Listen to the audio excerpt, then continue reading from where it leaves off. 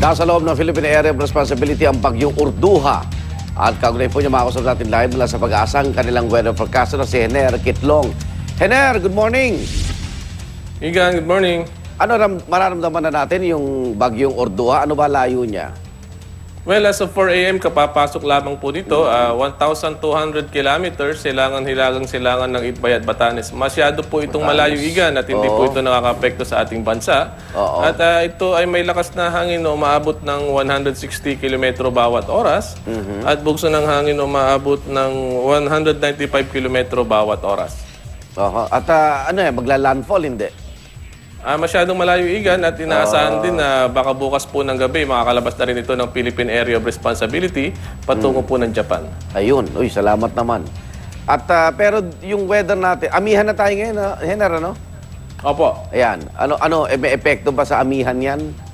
Napalakas na itong amihan, kaya yung gale warning natin medyo nadagdagan. Kung kahapon po ay Hilagang Luzon lamang. Ngayon po umabot na po hanggang Central at silangang bahagi ng Katimugang Luzon. Medyo may kalakasan po ang pag-alon ng karagatan sa lugar na ito. Mapanganib po yan, lalo na sa mga maliliit na sasakyang pandagat. Okay, ilang bagyo na lang yung inaasahan natin sa taong ito?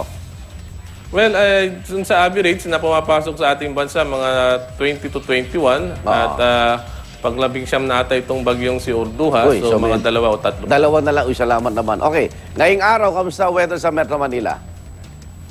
Sa Luzon at saka sa Visayas, naapektuhan po ng amihan kaya magkakaroon lamang ito ng bahagyang maulap. Kung sakali mang magkaroon ng mga pagulan, mahina lamang dito po sa Metro Manila, dito po sa region ng Ilocos Norte, ganoon din po sa Cordillera Administrative Region, Bicol Region, Central Luzon.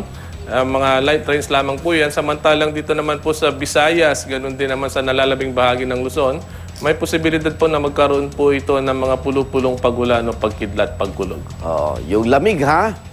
Simple lang, pero nakaka-apekto, ha?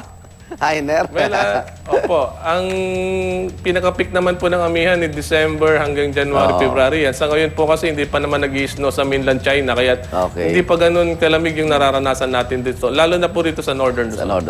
Okay. Hener, maraming salamat. Ingat kayo dyan. Hener Kitlong po, ang weather forecaster ng Pag-asa.